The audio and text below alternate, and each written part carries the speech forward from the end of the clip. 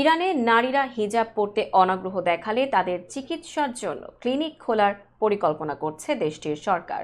British সংবাদ মাধ্যম the guardian জানায়, ইরানের নীতি ও নৈতিকতা বিষয়ক মন্ত্রণালয়ের নারী ও পরিবার বিভাগের পক্ষ থেকে এই ঘোষণা দেয়া হয়েছে। তেহরানে মন্ত্রণালয়ের সদর দপ্তরে নারী ও পরিবার বিভাগের প্রধান মেহেরি তালেবি দারেস্তানি ক্লিনিক খোলার এই ঘোষণা দেন।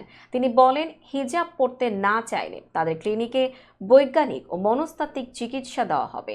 এই ঘোষণায় ক্ষোভ জানিয়েছে ইরানের নারী ও মানবাধিকার সংগঠনগুলো। যুক্তরাজ্য ভিত্তিক ইরানের সাংবাদিক সীমা সাবেদ বলেন, এই উদ্যোগ লজ্জাজনক। হিজাব পরতে অনিচ্ছুক নারীদের জন্য ক্লিনিক স্থাপনের পরিকল্পনা ভয়ঙ্কর। এর মধ্য দিয়ে ক্ষমতাসীনদের মতাদর্শের সঙ্গে মিল না হলে সমাজ থেকে তাদের আলাদা করে ফেলার ব্যবস্থা হবে।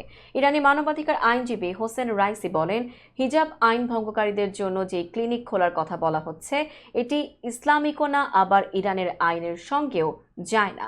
যে বিভাগ থেকে এই ঘোষণা এসেছে তা সব নারীর জন্য সতর্কতামূলক। এই বিভাগটি সরাসরি সর্বোচ্চ ধর্মীয় নেতা আয়াতুল্লাহ আলী খামেনির অধীনে পরিচালিত হয়। সম্প্রতি ইরানের এক বিশ্ববিদ্যালয়ের শিক্ষার্থী অন্তর্বাস বাদে শরীরের সব কাপড় খুলে প্রতিবাদ জানান। তার অভিযোগ, ঠিকভাবে হিজাব না পরায় বিশ্ববিদ্যালয়ের নিরাপত্তায় নিয়োজিতরা তাকে হেনস্থা করেছেন। এর প্রতিবাদে তিনি কাপড় খুলে প্রকাশ্যে হাঁটাহাঁটি করেন। ওই শিক্ষার্থীকে পরবর্তীতে একটি মানসিক হাসপাতালে নিয়ে যাওয়া হয় বলে জানা যায়, যদিও তার উপর নির্যাতন চালানো হয়েছে বলে অভিযোগ উঠেছে।